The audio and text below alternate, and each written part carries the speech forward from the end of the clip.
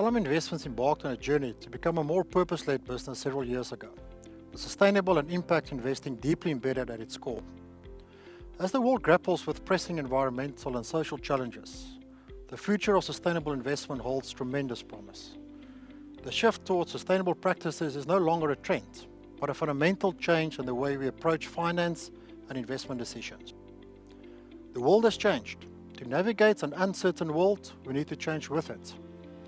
As a global phenomenon and trend, sustainable and impact approaches to investing have grown significantly.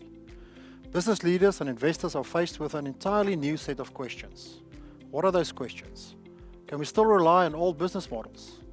Will investor preferences change?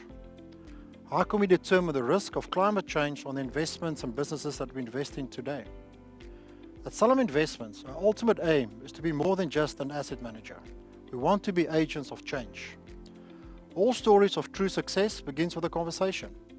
The exchange of ideas, combining our collective experiences, and sharing all of this can only lead to change. The positive change that is at the foundation of our vision, our mission, and our values.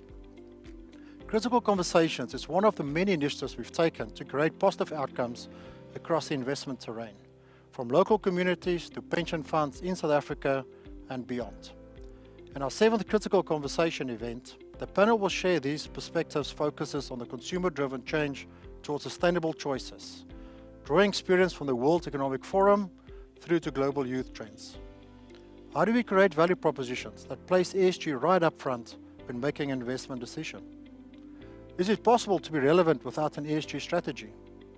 And how do we move our investment focus to where it makes a real difference? We are essentially saying, failing to commit today will hurt us tomorrow. By having these conversations, we are taking you with us on this journey. Nobody has all the answers, but the more we talk and share our experiences, the greater the chance that together we can be the change that we want to be and want to see in this world. Thank you for joining us today, and thank you for being a role player in shaping the future for the next generation in a way that goes beyond wealth creation.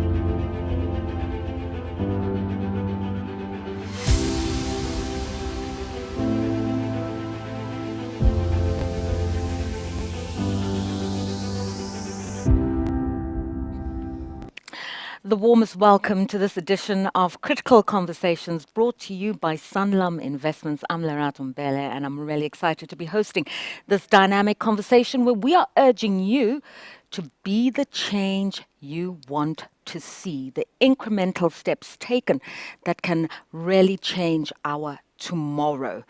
We are living in a world undergoing a lot of change, a lot of uncertainty caused by a few things, such as warmer temperatures, climate change, higher cost of living, imported inflation, diversity, changing social dynamics, gender fluidity, racial inclusion.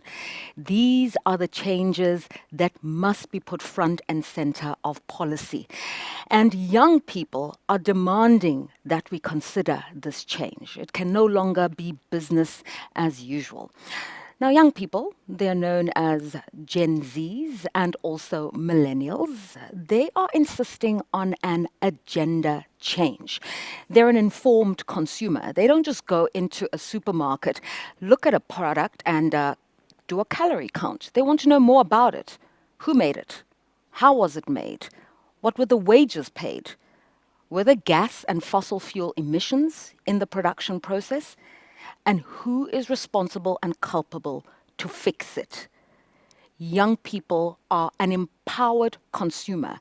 And as they become more empowered, they are forcing the rest of industry, especially asset management, to think through questions of social impact. And so today we create an interface between the new generation consumer and those making decisions about posterity. It is everyone's job, all hands on deck, to make sure that the decisions taken today incrementally lead to the change we want to see.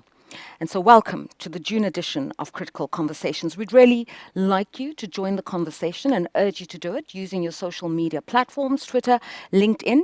Make sure that you use the hashtag Critical Conversations, the hashtag ESG, the hashtag The Future is Sustainability, and the important one, hashtag Be the Change, because it was Mohandas K. Gandhi who said, what you do today has an impact for tomorrow. So be deliberate and be the change you want to see.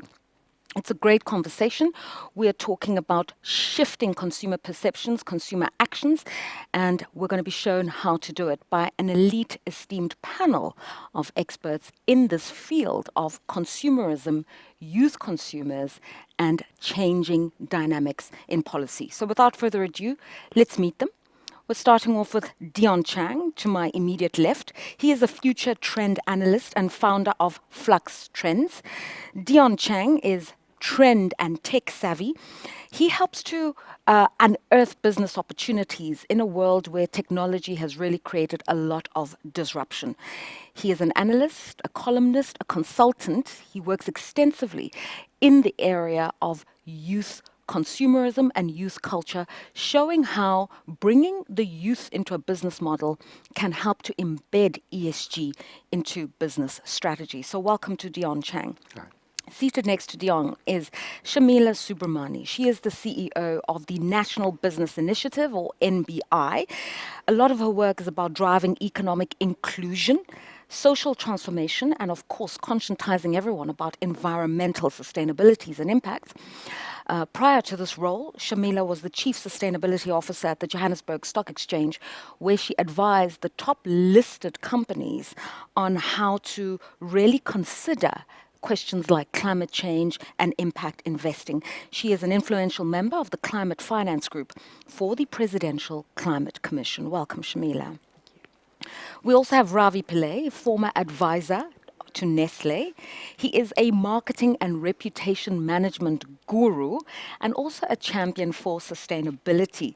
A lot of his work is about amplifying sustainability, and in academia, he's a faculty member at the Gordon Institute of Business Sciences, and he teaches marketing and questions around triple bottom lines.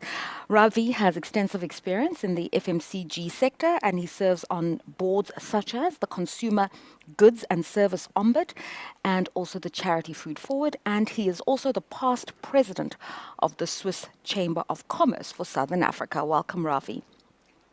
And joining us virtually all the way from Toronto, Canada, is Tashmia Ismail Saville. She's a seasoned executive driving innovation for people, planet, and prosperity, triple bottom lines, focusing on innovation in frontier sectors of the economy. She's passionate about building knowledge networks globally, international best practice, introducing those in policy making. She's the former vice president of innovation consulting at Mars Discovery District, crafting strategies for impact. She's worked extensively with the youth, pioneering a corporate-funded employment program as the CEO of the Youth Employment Services, yes to the youth, and she's currently the Chief Business Development Officer at MyTax. So a South African good morning to you, Tashmia Ismail Saville. We're going to start off with a question that all panelists must answer quickly, succinctly. It's quick fire, and I think it goes to the nub of the issue. We're dealing with a country that has huge inequalities, racial polarities, gender wealth gaps, you name it, South Africa has it as a problem. But when we talk about sustainable futures and we talk about a new kind of consumer consciousness that has sustainability at the core, what can be done to really make the right choices that ultimately can tackle the huge inequality South Africa is facing? Dion, we start with you. Well, I think a dual economy is always going to be a huge challenge and a skew to whatever sustainability goals that you really, really want. But I think in the last 2 years, I think everybody has felt the impact of extreme weather. So I think in that way, you're going to get an awareness message that's starting to sort of go through whatever tier of socioeconomic stratas you've got, and I think people are starting to be aware that is, and then that will hopefully lead to a lot more sort of consumer change, consumer decisions. You do that, but affordability always trumps idealism. So the first consciousness is looking around you and saying, this is not okay. Yeah. This level of inequality Something's is not different okay. and something's changing very Great stuff. Shamila? Tagged on to something is different makes us really consider the why. And I think the information availability for the why is going to be a big factor that's going to help to change behavior. And of course, the availability of product choice, which is where we're going to go right back to the boardroom. Why do you do the things that you do? And then business must present you with more alternatives. Absolutely. And we understand that this is a collective responsibility. It's my consumer choice, but it's also the choice of business as to what we put on the table for the consumer. Okay. Ravi?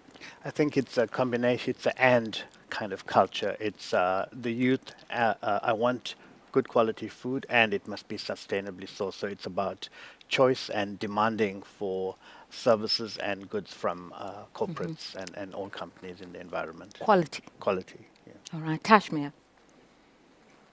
I think what we see on the planet today is that the poor are more dramatically impacted by climate.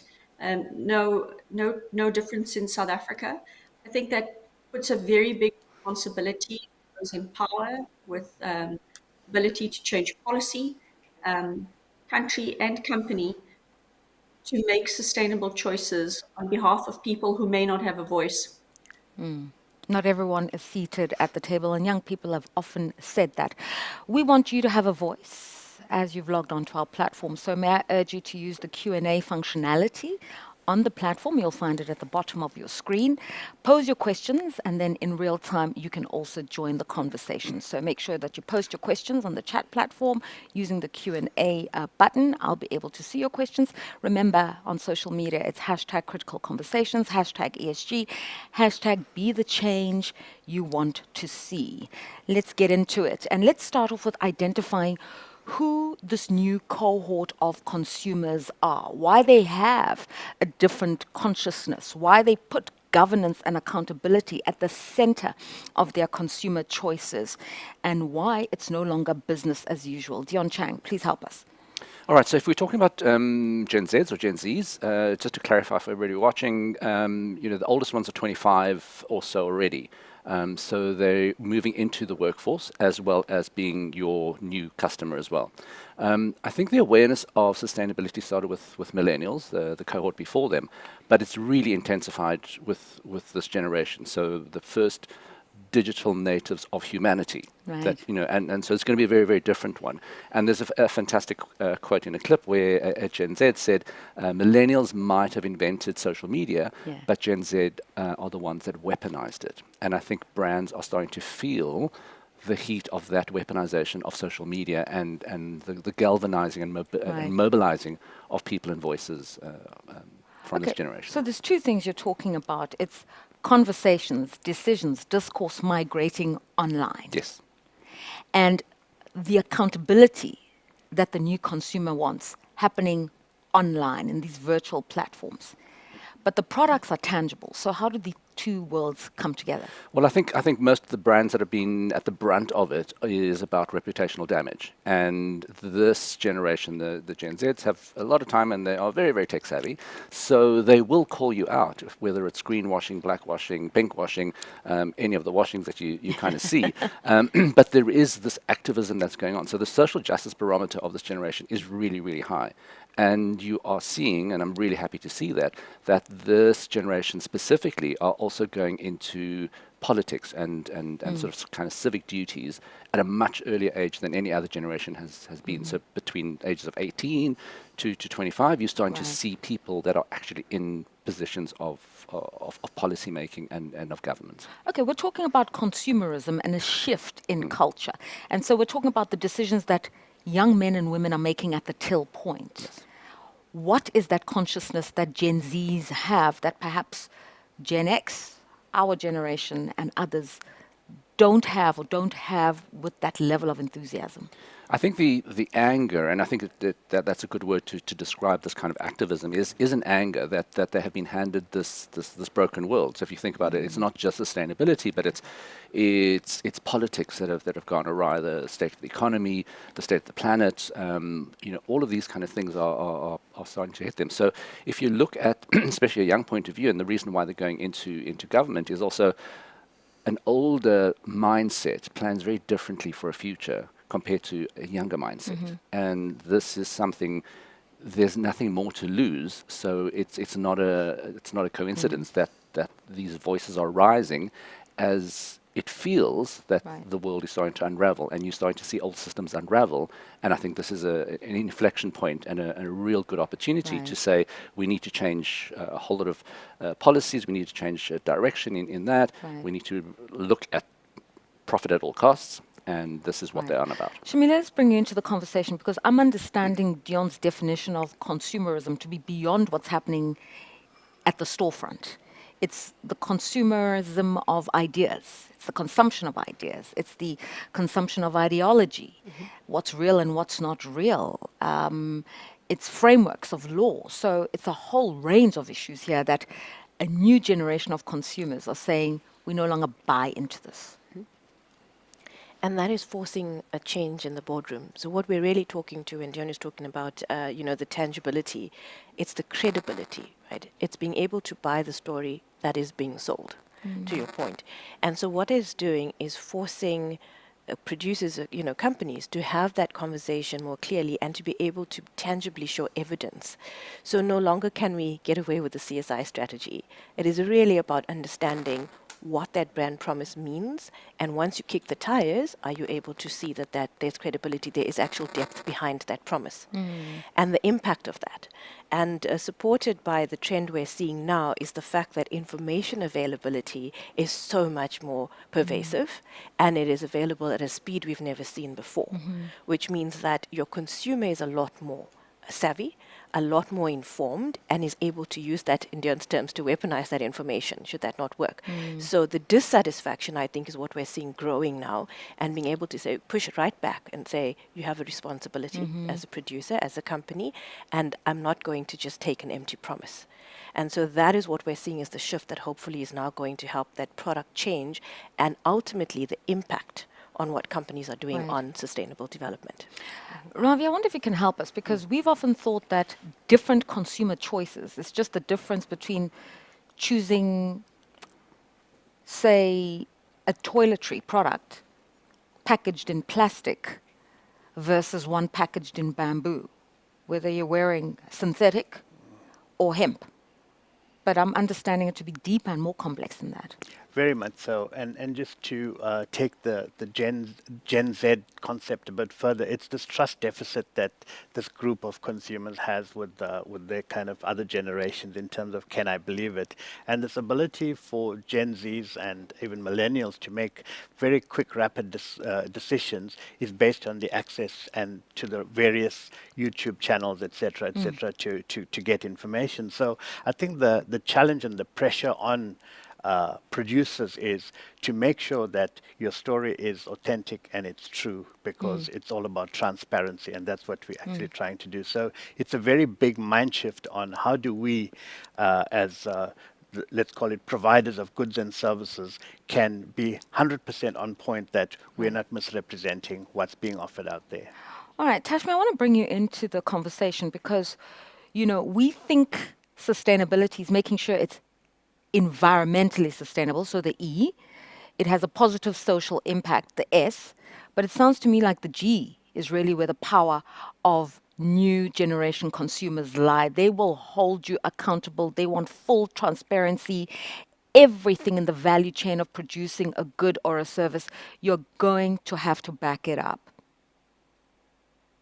Yeah, I'd love to pick up on Dion's word, weaponization, and how you can hold brands accountable, funds accountable. An example of this is a 25-year-old gentleman called McVeigh, who's an ecology student in Australia, that took a single student, 25 years old, took a $57 billion fund, superannuation fund, to court, saying that they were failing to act on climate, and this was posing a risk to his investments. And he won this case.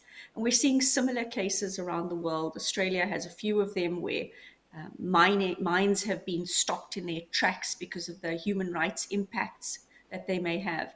And I think this ability of people to go to the courts and find that support in holding brands accountable is quite an exciting development.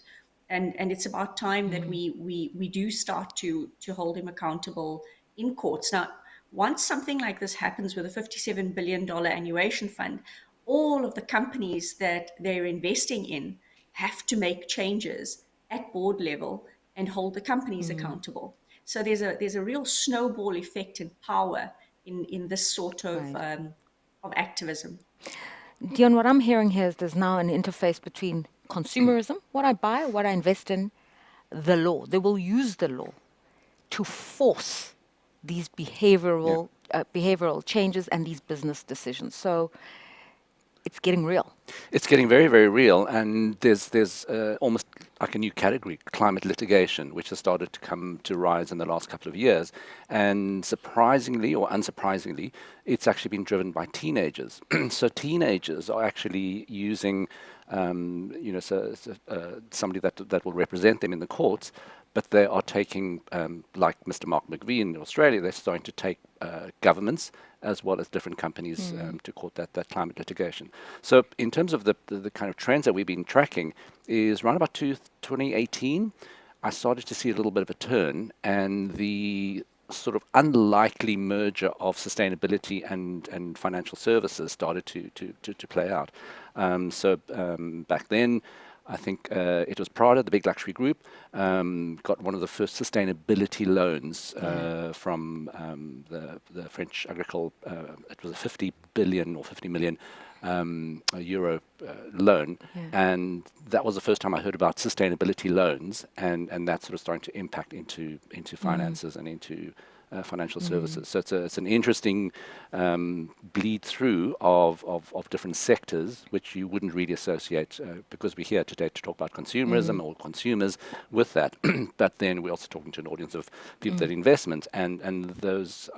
What I want to try and illustrate is that they are intertwined, and the threat, if you like, is this climate litigation or a younger customer that wants different things. So exactly as Tashmia is saying, if you are presenting a portfolio for an investment portfolio, this younger cohort and your new customer is going to look through that and say, well, that's not going to be very sustainable. It's not mitigating risks. Let's bring just some of these issues back home, Dion. And I really want to know whether the South African consumer is that empowered. Yes.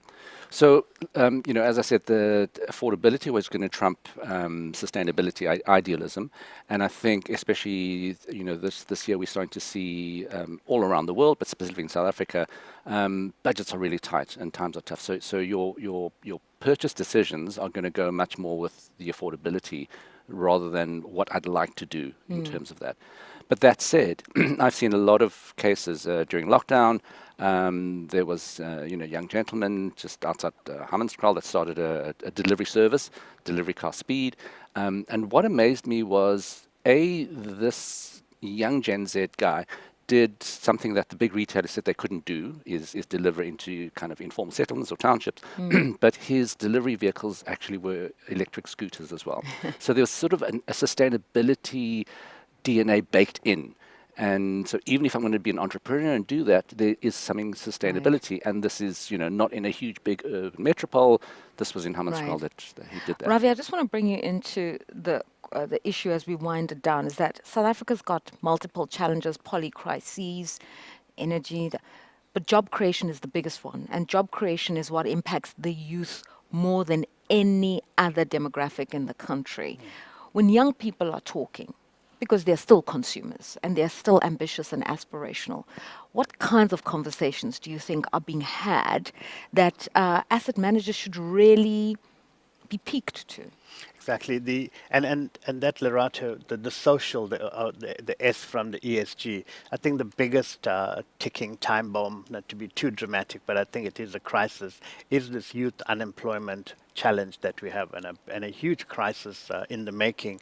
And the conversations are about, so as we continue without taking due care of the planet, what is there going to be left? And we're talking about this pervasiveness of artificial intelligence, and it's something that we really need to start embracing, inspire innovation, and this creation of new types of opportunities and jobs in order to sustain this very huge, almost 60% burgeoning unemployment. And you mentioned the YES initiative earlier, classic example of a private sector win, and we need much more of those types of initiatives to ensure that we can create more jobs. Partnerships that can help, Shamila?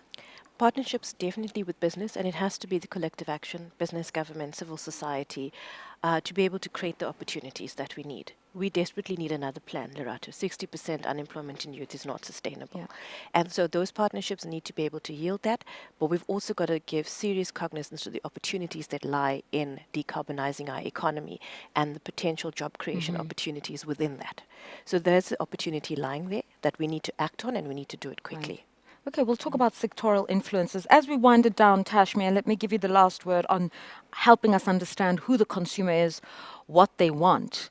What about the policymakers? Because we can have these conversations, but if governments are not creating an environment that's enabling through policy, or they're not facilitating these conversations, then are we just wasting our time? Are we just kind of hot air sandbags talking? So, the example that Ravi spoke to, the Youth Employment Service, is now being able to create over 100,000, well over 100,000 job opportunities for young people. And the scale that YES has been able to achieve was directly as a result of the policy, innovative policy that the DTI worked on with YES, where policy was used as a carrot, an incentive, rather than a stick to be able to drive that. I think in the ESG world, without having rules and regulations, asking companies and organizations to self-regulate is never going to give us the scale and the impact that we need.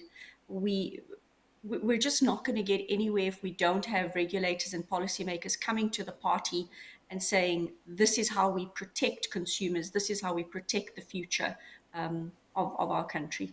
Yeah.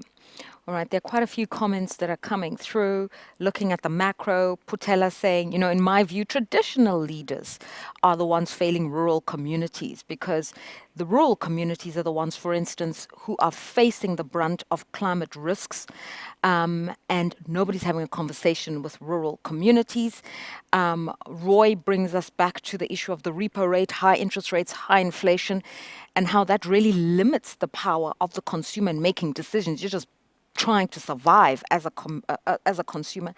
And then it's the alignment issues, global best practice, SDGs, ESG, the local context is what Stuart Renneker is bringing out. And those are some of the things I think we should consider as we continue to talk. But before we take the conversation further, I'd like to gauge from all of you, our viewers, our participants, what you think about the topic at hand and some of the sub-themes.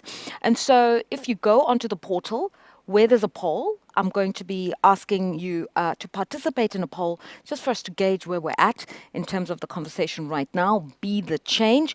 And the first poll question is how important it is for you to align your investments with your personal values and sustainability goals. So how important is it for you as an asset manager and investment manager to align your investments with your personal values and sustainability goals. And then I think by extension, you're representing your customers, your clients, their personal values and sustainability goals. How much of an influence does it have on the investment decisions being taken? And so the options available are: it's extremely important, I prioritize it above all else.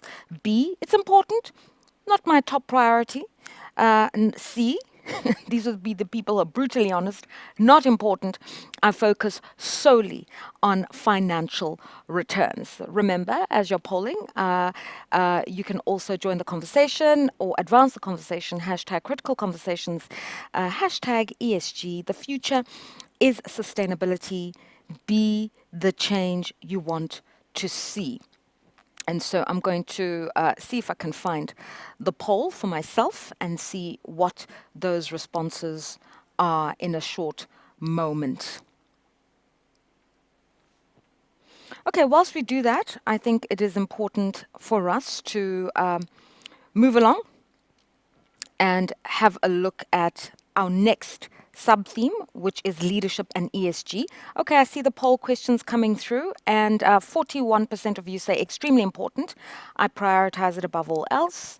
7% of you are brutally honest, not important, and more than half said it's important, but it is not my top priority. I think one of the challenges, Shamila, is that compliance becomes the bedrock of getting ESG done. And when everybody's trying to subscribe to the rules and regulations, it runs the risk of being a tick box exercise. I use the Americanism, a check box exercise, you know, and people toe the line. And what we want is for ESG to be intuitive, is for ESG to be my value systems, top of my priority. I'm going to make every decision influenced by my ethics. How do we get people into that zone mentally? We've already covered some of what we're seeing now in terms of information availability and the consumer and their access to that information and the changing, sort of shift in priorities. Translating that into what that means for business away from a checkbox exercise is to say that you can see, to maintain your social license to operate, you're going to have to do different. The status quo is not going to hold anymore. And I think that is the point of departure. Your investors, your consumer preferences are shifting. And if that doesn't make you shift as a business, then very little else is going to do that apart from regulation, maybe, right? Yeah. So the move needs to say that in order to maintain a social license to operate and to remember that if I don't get the buy-in from that society which I'm supposedly serving, then my business actually doesn't have a future. And so that step back and saying, if society is expecting me to step up in relation to social issues, in relation to environmental responsibility, then that is where that shift is going to happen into businesses. And so move away from the tick box to be able to say, there's this bigger picture that I need to fill in, and a recalibration as to what it means to be a responsible business with value add to society. And that shift in leadership and thinking that is actually in response now to consumer preference changing and availability of information is where we're going to move that. And the leadership is necessary. So you're going to have to say that, and it starts from the top, but of course the bottom is pushing as well. So this inflection point that we're reaching now, I think, is going to make it very clear that a checkbox is not going to cut it. If I push back and I said, the purpose of business is to be profit driven. We accept that as a business principle. The purpose of savings for the future is to make sure you've got enough to sustain your lifestyle 20, 30, 40 years from now. The companies that are profitable is where it makes sense for asset managers to direct investments to give you maximum returns. And that's not always going to be investing in a clinic or a social enterprise like private schooling or a green-based project. And so CSI helps to do good, but ultimately you've got to push up the quantum of value for somebody's pension and assets. Absolutely. So Lerato, I think the first thing is that we need to move away from thinking that somehow doing good doesn't mean doing well, and it doesn't drive profit. Because if we look at the longer term impact of what we're doing, we actually need to sustain a planet that works. We need to sustain a society that is not unequal, firstly, that is your consumer base of the future. But secondly, that company is never going to exist if the environment is failing. So it is completely in the company's interest to ensure that they're thinking with a longer term hat on. So yes, while we're really caught up in a short-termism which drives current decision making, it's what's asked of us now is that long-term perspective on the impact that we have to be able to ensure the longevity of that very company whose profitability that we're talking about right now. So I think that's where that shift needs to happen, is that we see that. And what we're seeing now in relation to sustainability is the understanding that it's that long-term perspective that is being threatened because of short-term decision making. And so that shift needs to happen, and we flow through and being able to say, even the money that you want to have to retire, you have to ask the question as to what type of retirement it is buying. Because it's pointless having the 20 million rand pension fund, but you're spending 50% of that just on getting water, on maintaining security because of a society that's so divided. So how you make that profit and the impact that has on society actually matters right now. Okay. And if I asked you for a sectoral focus, I'm not asking you for stock picks. I'm just saying to you for an idea of where there's best practice, what that future looks like, which sectors are doing really well, which are lagging, what should asset managers be thinking about in terms of the companies that have leaders who are thinking in a more sustainable way. So I think if we're looking at, how we assess firstly what leadership looks like, right?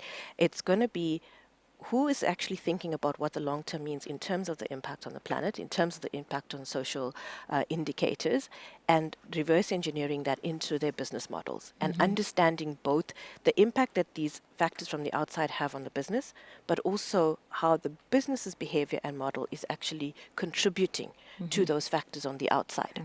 And that is where we need to consider those companies that are actually taking that approach and are able to measure clearly what those impacts are, both inside in and inside out and outside in, are the ones that are starting to make that shift and that change. And I would consider those to be leaders. Tashmi, I want to bring you into the conversation because when we talk short-termism, we're also talking a little bit of hypocrisy as well, and this whole concept of greenwashing that is becoming quite prevalent, because I guess leaders do not know how to go about an all-encompassing sustainability agenda and introducing it in the business process, and so they start to use cheat sheets. So tell us what's happening and how to address it. The unfortunate thing is because ESG is becoming a lot more important to investors, we see a lot of gaming in the system. I saw a really amusing explanation of how this works. This guy comes home and his wife confronts him and she says, "You've been having an affair. You've been having an affair." And she's, yelling at him, and he says, "Don't worry, I've sorted it all out." She says, "What do you mean you've sorted it out? I'm telling you you've had an affair and you're telling me you sorted it out." He says, "I found this online site. Let me show it to you." There was this Spanish couple in a village, and they were having marital problems, and I paid for them to renew their vows and to go for counseling. So I've offset my affair.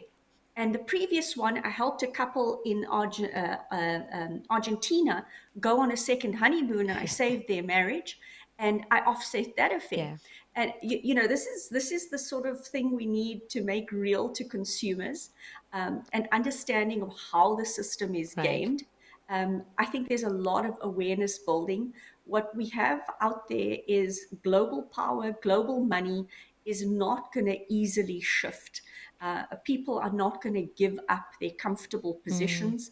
And, without building an awareness of the way the system is being gamed, and are there substantive differences in companies that are really changing the way that they operate. I think that when we lift the hood on this, we're going to find we've got a long way to go if we don't find better ways to hold people accountable, because the gaming is sophisticated. You will have real polluters, burners of fossil fuels, producers, of fuels who on paper look really good and squeaky clean, and they simply aren't.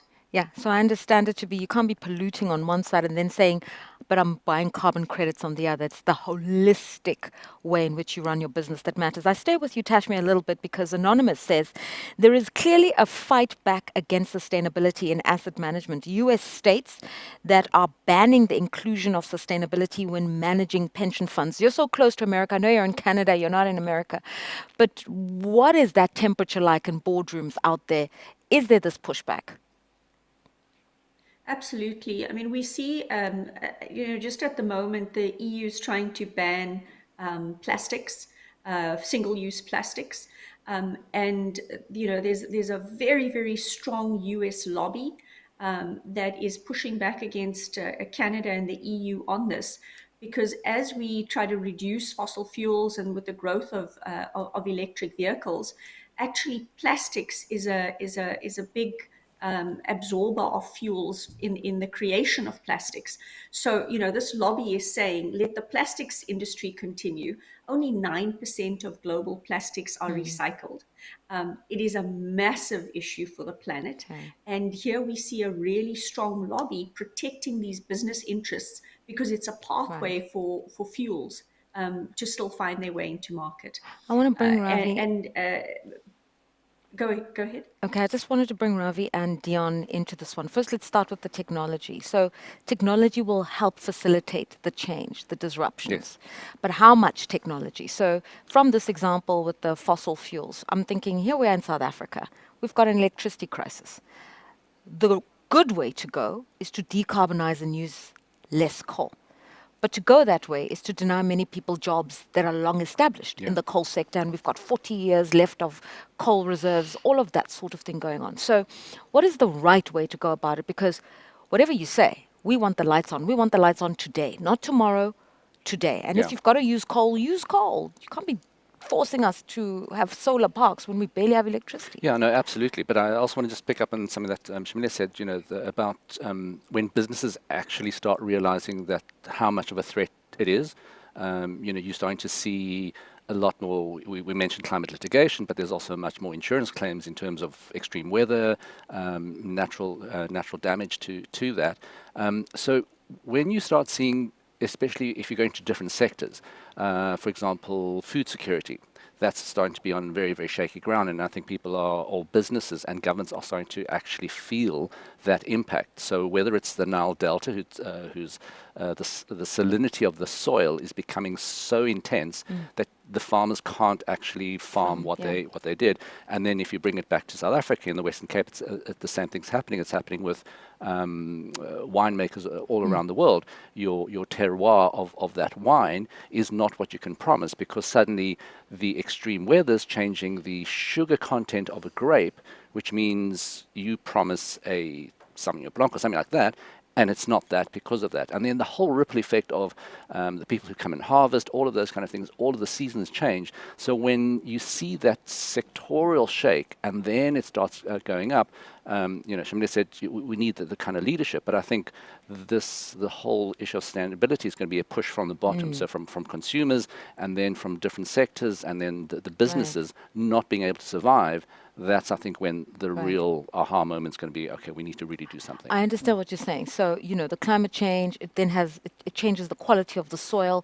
Quality of soil means lower yields. Lower yields means fewer grapes. Fewer grapes means the workers in the sector then don't get called into the farm to work. Job losses, and so you start having the ripple effect. But you're still deflecting, Ravi, my question, which I used on the energy side, which is, it's all good and well to have these conversations and to be future forward.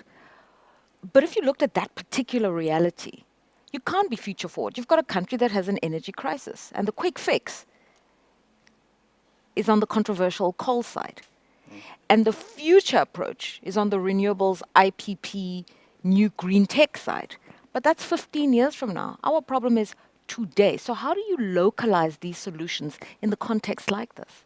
I think, in terms of immediate solutions, renewables in terms of solar farm, just as a rule of thumb, to get 1 gig of energy into the grid using solar or wind. It takes about 10 to 12 months. So this whole notion of, being along nuclear, yes, it's a 10 to 12 year horizon. But in terms of immediate needs, yes, there is an inefficiency issue with our current energy provider, and that's being addressed. But in terms of, I think, also being bold and perhaps a challenge to private sector is how can we get more bold decisions in terms of getting energy on the ground in terms of wind and solar, and also being much more, I think, aggressive with policymakers and various structures in place to push the agenda of providing clean energy. I think there's space for both initiatives as we stand at the moment. I think the broader issue, Shamila, is localizing solutions. Yes. Think local, act global, or act local, think global, and empowering consumers to ask those decisions. I mean, Anonymous says, how glued up are the youth? If you think about a 30% pass mark required at a South African school, and we're talking about the youth being skilled, the youth asking questions about sustainability, in a South African context, That's absolutely true. We need to ask those questions, but it doesn't mean that, it's reflected in the pass mark that people actually aren't Clued up. aware. Okay. If you speak to an average child today, that conversation is very different to when you and I were that age, Lerato. And so the actual ability to absorb and understand is different necessarily to what you might be seeing in the pass mark. Okay. So I think we need to first understand that, that doesn't necessarily mean that people don't know what's happening and that they can't ask questions. But to go back to the challenge on the immediate need versus what should be future fit in relation to decarbonizing the economy, there's no reason that both things can't be true at the same time. There absolutely is a need for immediate energy security, and we know that. But it's not that different to what's happening in Europe, right? We've gone back to the Russia-Ukraine war, creating a need for immediate energy security, which meant that there might have been a lock-in to some extent for the current term on fossil base, but it doesn't necessarily change the long-term trajectory of the need to decarbonize those economies and the plans that they have. And so there's something there for us to look at as well. We shouldn't feel that we're alone necessarily.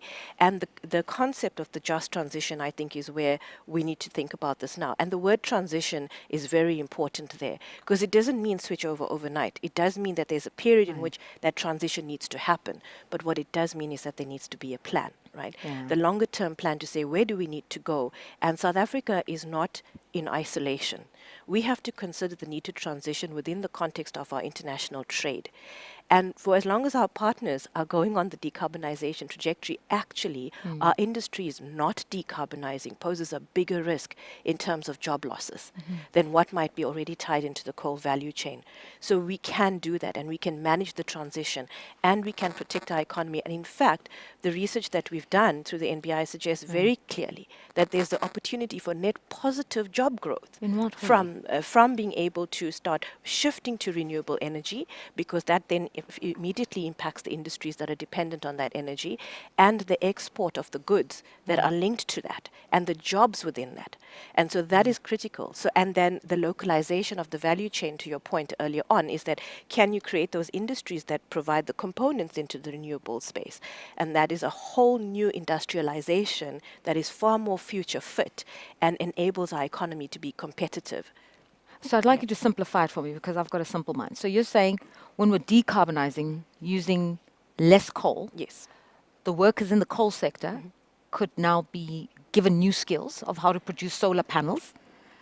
And so 5 years from now, they could be working in manufacturing industries for solar panels, weaned off coal, and it starts a new kind of manufacturing base. Absolutely. So, of course, it doesn't mean that there won't necessarily be a sort of a dislocation effect to some instances, because not all of renewables is going to necessarily replace the coal jobs at the place at which they are right now. But it does mean that careful planning in relation to the reskilling and the new industries and where they start up actually can be done. We understand where those jobs are. We understand the need for that transition. And so can we do that carefully? Can we leverage, for example, international assistance and aid to be able to support that transition? And that can be done. And in fact, like I said, there's far more to gain from that change than there is, in fact, to lose. I don't want to belabor the point. I want us to move the conversation on, but I want to quote Deborah Badenhurst, who says, to be honest, I have yet to have a single client ever mention ESG on any level. Never mind ask for it to be a priority when making an investment decision. I'd be interested to know if my colleagues have experienced it. So colleagues, please pose your answers and answer Deborah. But very, very briefly, as we move on, Tashmia, this is again empowerment of a different form. If you don't know that you should be thinking ahead about triple bottom lines, prosperity, sustainability, and an asset manager comes to you as Lerato, you're just like, make sure I'm comfortable at retirement, not make sure you put my money here, there, and elsewhere. So this, we come to this idea of consumer awareness and education. Shamila will, I think, back me up here in that it's a myth that sustainable portfolios are poorer performing. There's a lot of evidence that companies that take on sustainability to heart actually perform better. Companies with more female members on their board perform better. Companies with more senior managers and executives that are women perform better. So there are a lot of myths that abound, and we see evidence of very successful portfolios that make people money, that are invested sustainably. Okay. So I think this consumer education and getting funds to work on sustainable portfolios and really share that data needs to start happening at a much wider scale. And what you're saying reminds me of a report by McKinsey Global. I think it was published 2 years ago, which said that companies that have more women, people of different sexual orientation, diversity in race, they register 25% more profits than others, because all of those different people sitting in a boardroom exposes them to a different customer and market base. And so I think this is the point that's being made. Well, to that end, let's take a second poll with our audience. And the question we're asking in this poll is, have you ever made an investment decision based on a company's ESG performance? So it's not values we're asking here. It's just, have you ever looked at a company, looked at its ESG track record, and then made a decision? And the first answer available to you is yes, frequently, or yes, occasionally, C, no, but I'm considering it, and D, no, not at all. I do not track a company's ESG performance. Do you or don't you? Please answer now, and then we'll figure out where to go as we take the conversation forward. Hashtag critical conversations, hashtag ESG, hashtag the future is sustainability, and yes, channeling Mohandas K. Gandhi, be the change you want to see for the future. Be the change. And as the poll results come through, we are told it's not an outright win. So yes, I frequently track the ESG performance of a company. Only 6% of you said it. 21% said occasionally, sometimes do, 21%. 37% said no, but I'm considering how to track ESG performance. 36% said no, not at all. So frankly, nobody's really tracking a company's ESG performance. And the question we'd like to know is why. That's a question we'll be asking Tashmia Ismail-Saville when we move into building on an ESG purpose-led brand driving sustainability. And one thing I do know, Sanlam Investments are really committed and considered in how they view the future. For them, the future is sustainability, and they believe you can have a sustainability focus and invest confidently, trying to do the right things for the future. Let's find out more. Confidence takes the lead. It says, enough is enough. Confidence looks in the mirror and has the courage to say, we can do better, think bigger, look further, and find smart ways to invest in a more sustainable future.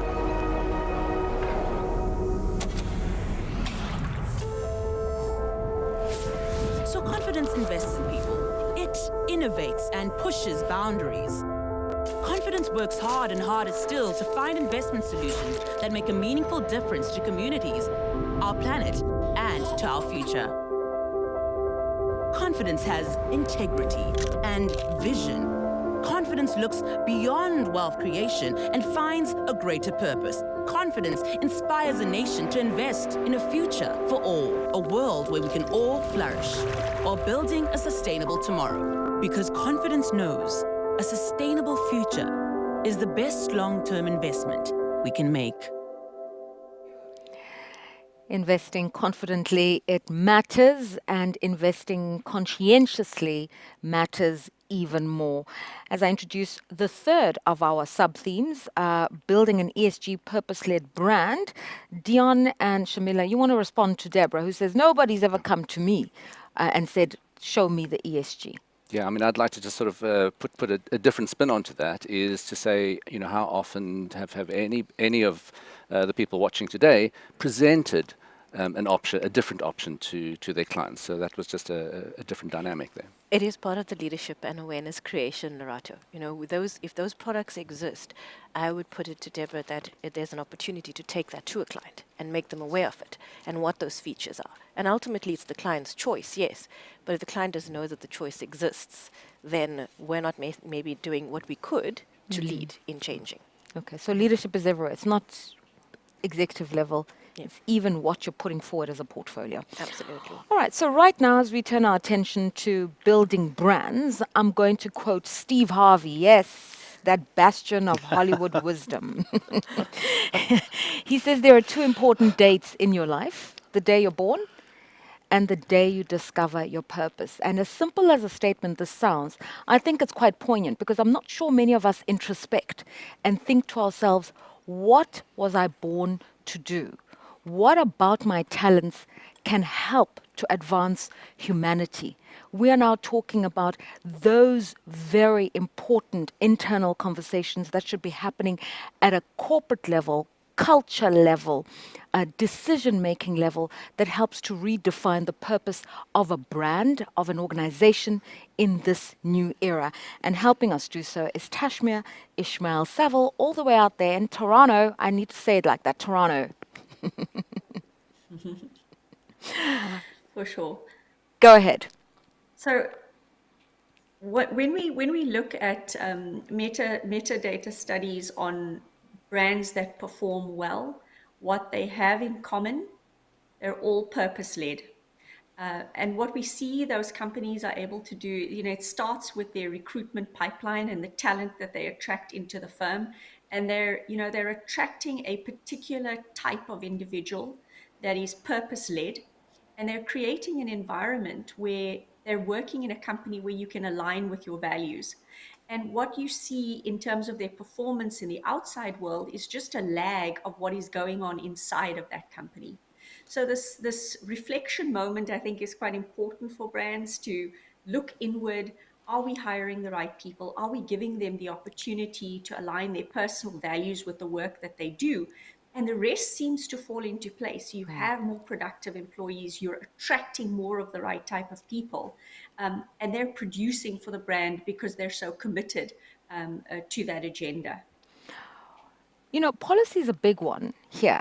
And I wonder to what extent, when a country has a national vision, then it starts to trickle down into boardrooms and ultimately into homes. Where does the process begin? Is it bottom down, bottom up, top down, or is it vertical?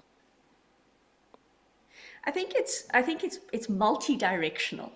I think that if we didn't have consumers bottom up putting pressure on brands, on governments to create a better environment for them to live and work and grow in, we wouldn't see as much of a push by governments to start to regulate. And you know, by the same token, I think that if we left consumers on their own, they wouldn't have enough power to be able to shift things. I think it does need to happen from multi directions. You know, if you look at a country like Canada, there's the innovation that goes on in this country.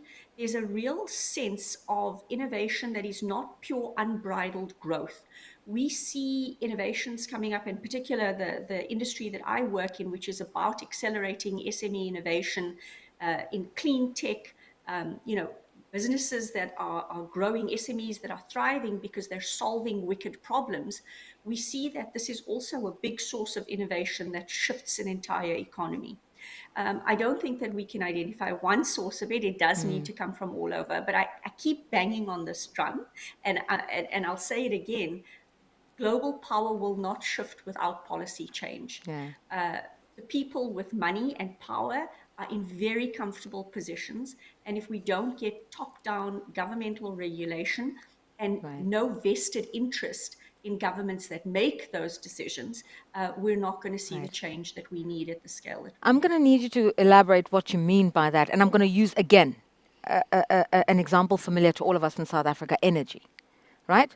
So the priority for a country is making sure there's electricity on the grid.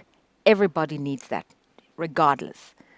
Some people say, we're going to stick to coal because we can, because it's cheap, because it's available, and because it's labor intensive in a country that has high unemployment. Others are saying, let us move in the new green tech, hydrogen economy, innovation space, and for now be uncomfortable, but it's taking us somewhere. And as these two elephants fight, the grass suffers, and the grass are ordinary South Africans without the lights on. So what are these vested interests and how to manage them? Well, you're asking a difficult question, but I think that South Africa is so beautifully positioned in terms of renewable energy. You have to ask the question why we haven't been moving in that direction many, many years ago. What is it that we're at crisis point now. So right now it's about just keeping the lights on. But that forward planning, in understanding years ago how important a transition to renewable energy was going to be.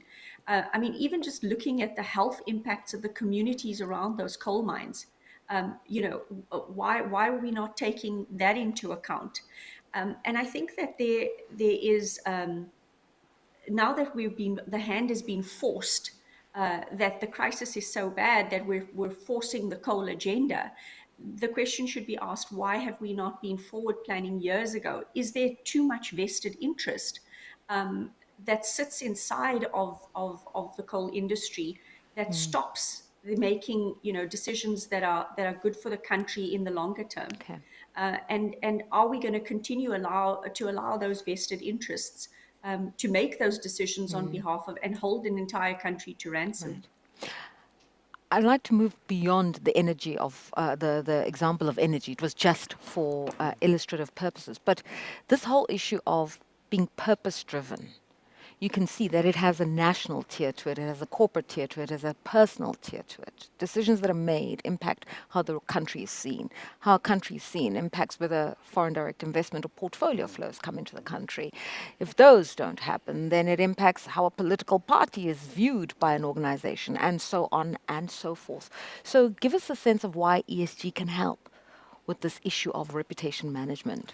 I think the issue is to build on the purpose aspect. As long as the purpose articulation is sound, solid, and talks to the DNA of the organization internally and what it does externally, it clearly then will already automatically address the fundamentals of the E, the S, and the G. And I think also we need to be fair as well that ESG is a relatively new terminology, a new acronym.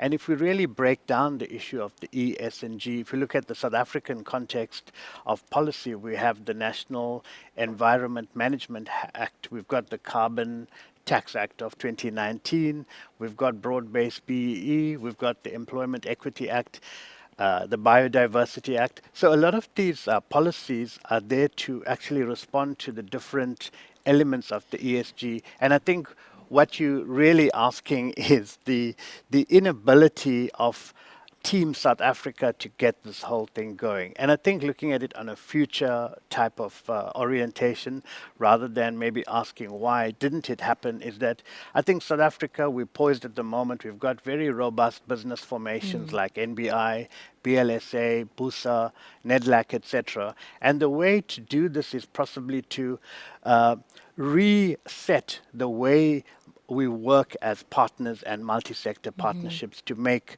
prolific change to move the country and society forward. I think we need to get around in cells, in different round tables, and figure out who can contribute what exactly to this thing. And I use the classic example of the COVID pandemic with Business for South Africa. In a time of crisis, South Africa comes to the party and we deliver.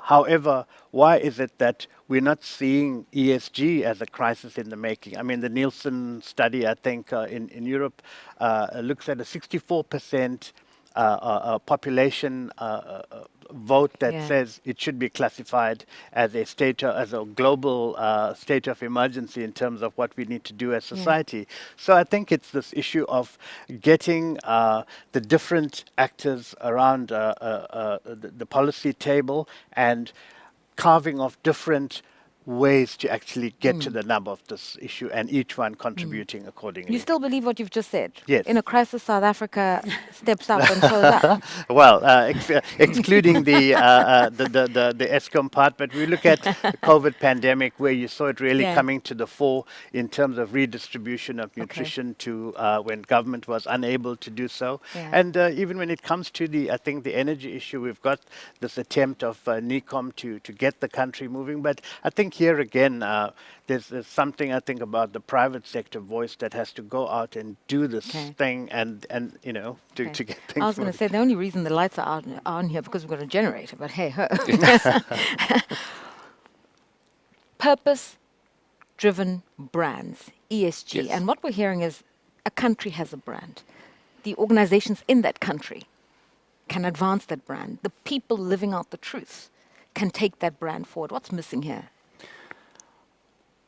Well, just going back to the other the conversation as well, what's missing here, you know, you're talking about we're in a crisis. The things need to be done now, but that elephant in the room question is, why is there not that political will? You know, so you go to fairly new concepts of sort of, you know, near-shoring, but now there's friend-shoring, so geopolitical kind of trading and supply chains and everything.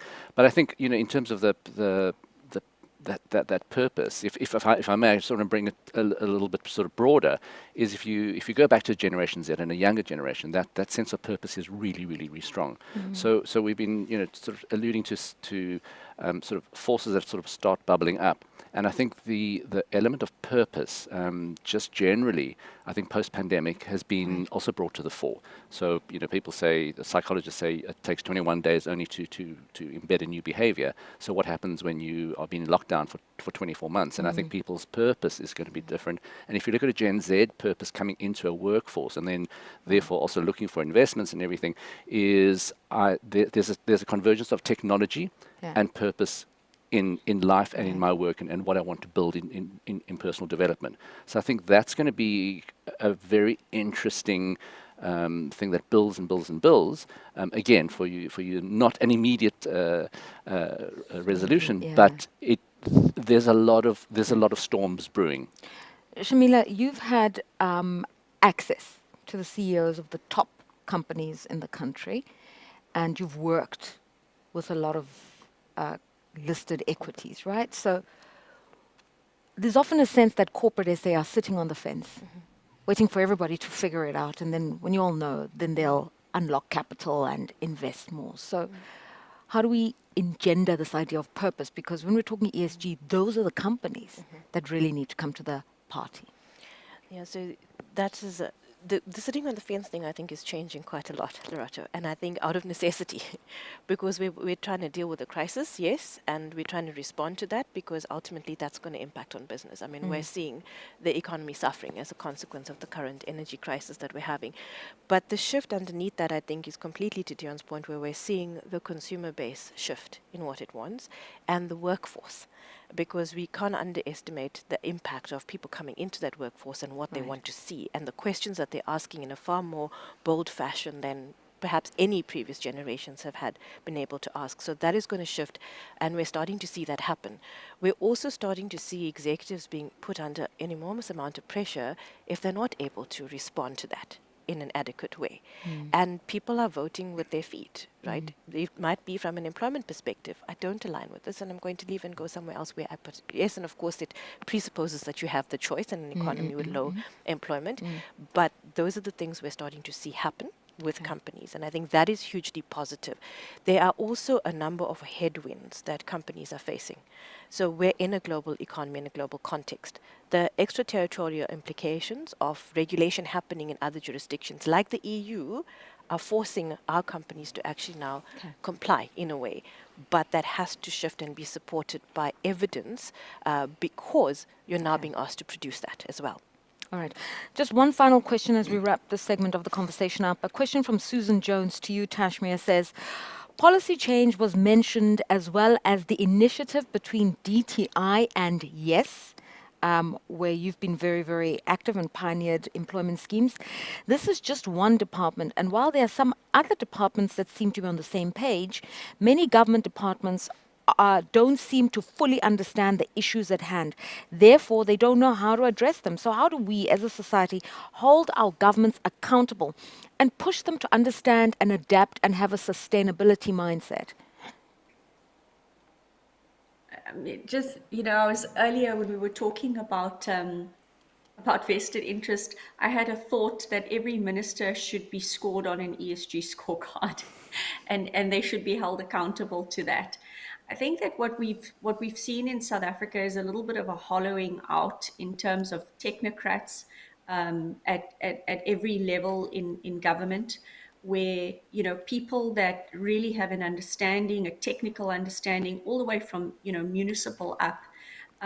It is difficult because we're not seeing that skill set sitting inside of these very important government departments. And this is something that is very difficult as a citizen to be able to control, is how are we skilling up our civil service? How are we skilling up the technocrats and people with the power to initiate these programs? Again, I think the Youth Employment Service is just such a wonderful example when you get technocrats who are committed, who will work together with an agency to innovate both inside and outside of government. They understood that they could only do so much inside of their department. And so they empowered an organization with the legislation and the policy to be able to work outside of government and do things in a much more agile way. And that might be, we talk about public-private partnerships. Maybe it's about creating a lot more of these little speedboats where government acknowledges that they have limited ability to deliver on innovations, and empower a whole fleet of organizations and NGOs to go out and deliver on their behalf in communities. Yeah, so I'm understanding here that, it's implementation of policies that are constructive, but it's also engendering, inculcating a different kind of value system. It starts at policy level, trickles down into corporate, organizational culture. Ultimately, it's how communities engage. And so with that, let me introduce the third and our final poll.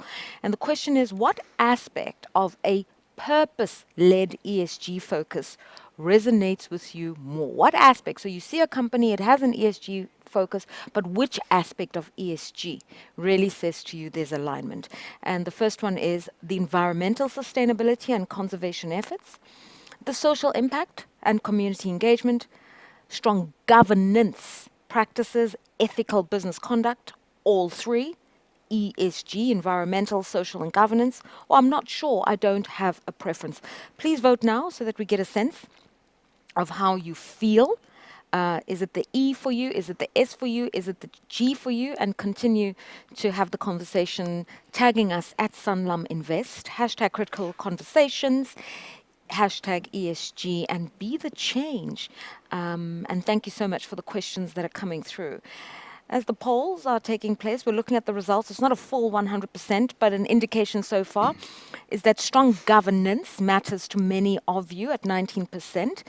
57% of you say all three. I care about the social impact, the environmental sustainability, and the ethical behavior, which I think is a fantastic way to get us into the third or the fourth pillar of our conversation, promising horizons and potential ahead. Because if all three aspects matter to you, then it's about consistency of behavior. And I remember an African proverb that says, those who plant trees today are actually creating shade for future generations. And so a simple act of planting a tree has the environmental aspect, but it has the social aspect of providing shade for the future, opportunities for those in the future. The question is, who's managing the person with the shovel and the spade and making sure that they're doing it correctly? Ravi Pillay. Yeah, that's a beautiful proverb. And just to take it to the next level, the famous question was, when last did a bee invoice humanity for its services? Yeah. And I think, it's actually about the fundamentals of, Africa, for example, has got 60% of the world's arable available land. And in terms of not having any, in terms of addressing food security, I mean, it's a fundamental issue, getting back to, our own issue. And then to take it to another level, the nutrient security, I'm aware of this issue of sustainability in terms of the, let's call it the S and the G. And we need to build into the DNA of business that it is also outside of the factory gate. It's not only, so for example, if we're looking at the water footprint, it's not only about saving water within the perimeter of the factory. It's also about the catchment area. South Africa is, I think now, the 27th most water scarcest country in the world. So it's really a big worry. And then, of course, not talking about the cholera issues that more recently is facing us, but it's just about this awareness and a tighter, I think, accountability system within our society, with everyone being held accountable to look after our precious resources. When I introduced you earlier, I said you've got extensive experience in FMCG. And when we talk retail, and the one sector that really brings everything together, it's this. It's food production, farm to fork stuff, how the food is made, those micronutrients in the soil, the nutrients in the food, who gets to eat in a society of inequality, how that food is priced in that retail sector. So just tell me why this could be the real frontier for ESG.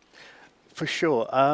Firstly, it's coincidence, today is Food Safety Day, by the way. It's a UN celebration. So on the issue of quality, the retail landscape, as we know in South Africa, we've got over 8,000 outlets of different, offering good quality food. But when we look at the aspects of consumer choice and preference, we need to also be mindful of the delivery of it in safe to eat formats. Yes, plastic is a challenge, but in terms of holding Africa and developing countries accountable, we need to have this balancing effect. And in a country like where in South Africa we're operating, on the one hand, you've got Sydney, and then you've got Khayelitsha, very disparate. So there is this issue of balance and challenging companies to come up with more innovative solutions in order to satisfy all consumer needs. There is a concept within ESG, it's kind of embedded in ESG, which is shared value, triple bottom lines. Everybody wins when we do the right thing. Just elaborate what it means to you, especially in a South African context. Yeah, and South Africa, based on where we're coming from in terms of the creating shared value model, it's almost every company has to embrace this concept in itself, where we talk about interacting, where a business interacts with society, and making sure that that crossover point has a mutualistic arrangement. So what benefits the company also benefits the community in which we operate. And Tashmia mentioned the Yes Initiative earlier. One of the projects that the Yes Initiative was kicked off with was a project with Nestle and the Makoba clan in the Underberg area, a classic example of investing in a dairy and then getting about 200 youth trained in all sorts of activities aligned to getting that dairy active and then becoming a commercial supplier to a multinational. So that's the classic example of this virtuous creating shared value benefit that we're talking about. Guion, I want to bring you into the conversation because hindsight is the best side, but it's not going to help us really because here we are. And some people say 30 years ago, if people did things differently, we'd have a different world. So let's cast our eyes forward 30 years from now. The world we envisage and the interventions, the opportunities now to disrupt, to change, to realign. What needs to happen? Well, we've been talking about Generation Z, and I think people still think, well, it's a very young cohort. It's not going to happen there. But I mean, as soon as 2030, that's not too far along, not even a couple of decades. This cohort is actually going to be in management. So that timeline is really going to accelerate really, really quickly. If they're just starting to enter the workforce now, those kind of decisions within companies are going to shift really, really quickly within the next 5 years or 10 years going through there. But also just in terms of gauging all of these things, we look for sort of bellwethers of what's happening. And I just want to go back to sort of the links between financial services and the sustainability and what can be done. So two technological things that have come up onto my radar, which have been very interesting, is one is sort of algorithmic disaster relief. So the fact that you even have something that pays people out immediately because of satellites and things, that they know that this extreme weather has wiped out this town, you get paid out immediately. But I think for the viewers, I think what's going to be very interesting is something that was designed by a Dutch firm. It's called GloBalance, was done for the Swiss bank, but it was a complete direct link to how you track your investments. So it's an eco-mapping app to look at that, and it looked through 4 lenses. So one was climate change, the other one was sort of mega trends, your footprints, and then return of investment. So it's starting to come together very slowly. So that's 2-3 decades timeline.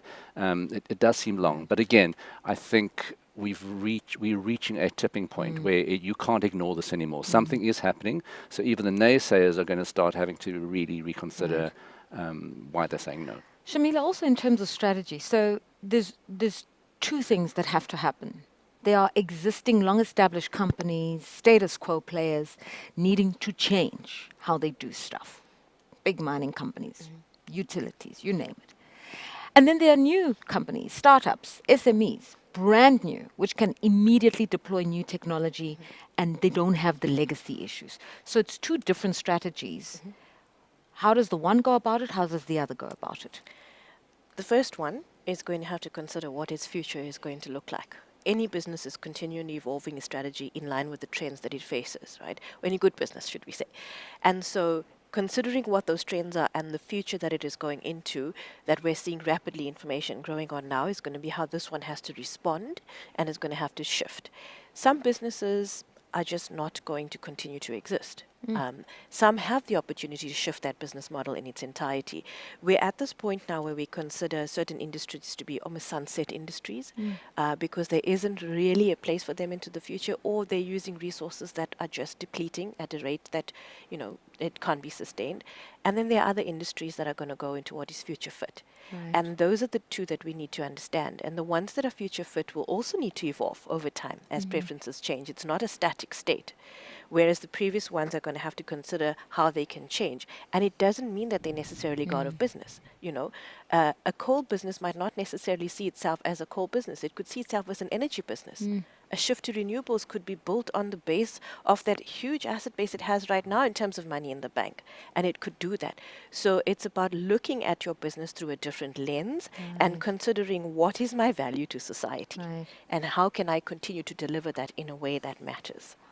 Tashmir, this idea of companies that are future fit, it just reminds me of some research that says just 10, 15 years ago, the most valuable companies in the world were like Coca-Cola, IBM, the automotives. The most valuable companies in the world today, just a decade later, are Alphabet, Google, Tesla, Twitter, so they're communications, digital, and also exploratory, if you think of Tesla being a new generation car. So what is it that they do right? How do you future-proof? And how do you deploy technology? Because that's the one thing we really haven't spoken about, but that's what interests the young consumers, is tech as the disruptor to make things better. So I think tech is so appealing because it's such a democratizer.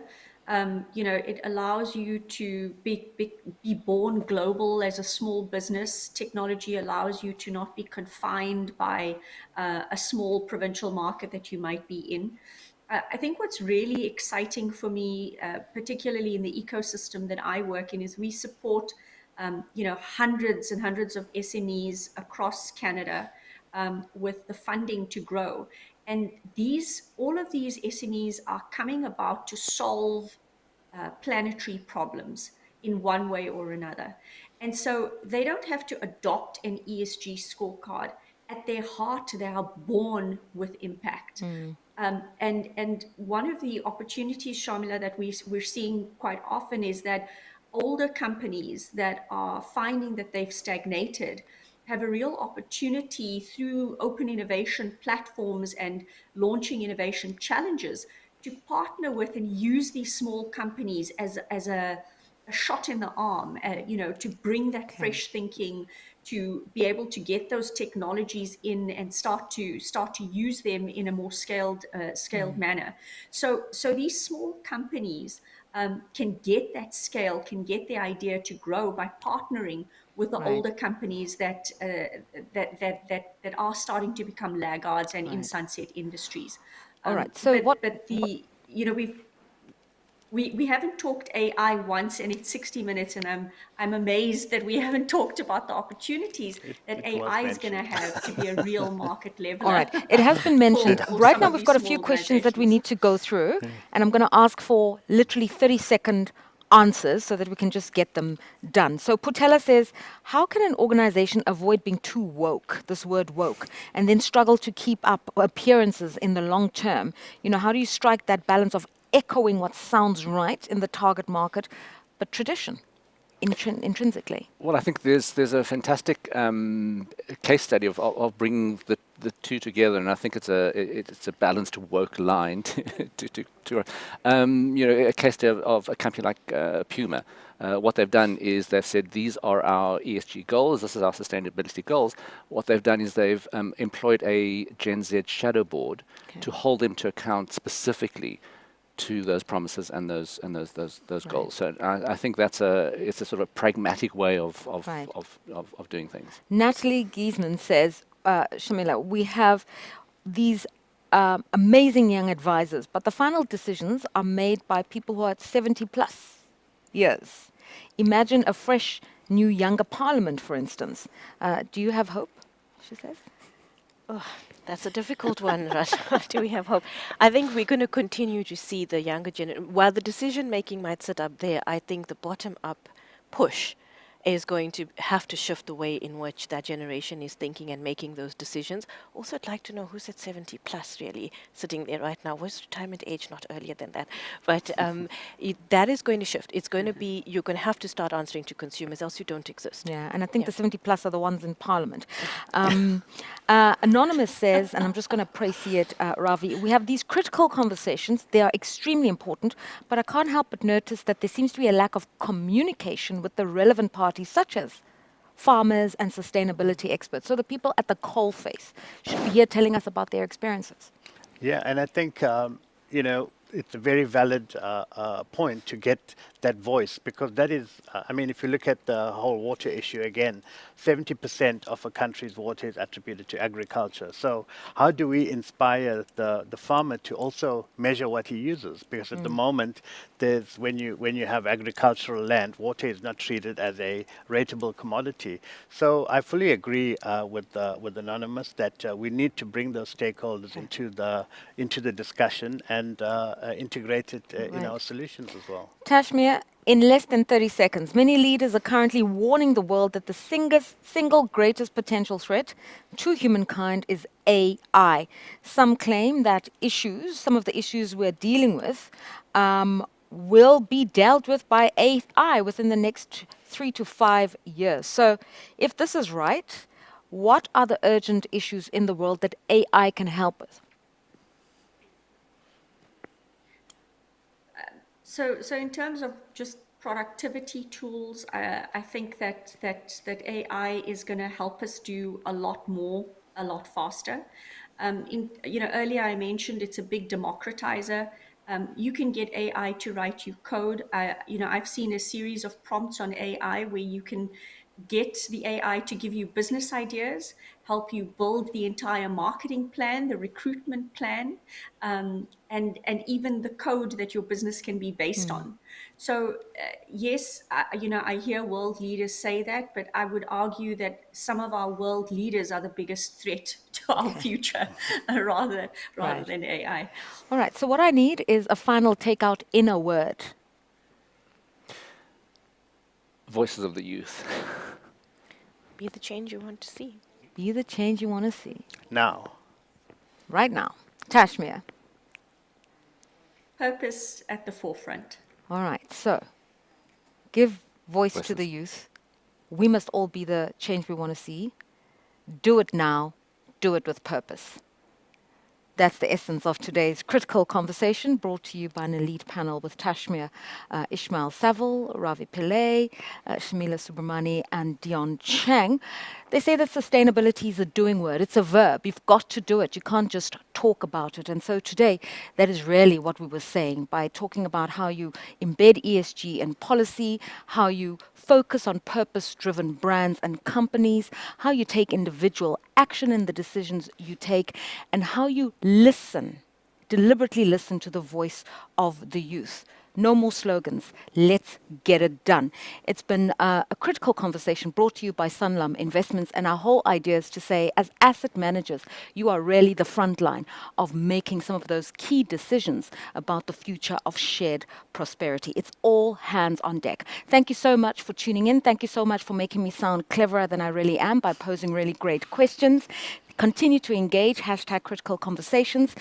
Tag us at Sanlam Investments. Do remember that we will be sharing with you the recording of the event along with your CPD points. And then, of course, we will look forward to delving into more issues around the future is sustainable when we come back with another installment of Critical Conversations later on this year, and we'll be bringing it home. We'll be talking about sustainability for South Africa. We thank Sanlam for creating the platform. We thank you for tuning in. And yeah, let's go out there and be the change we want to see. Until next time.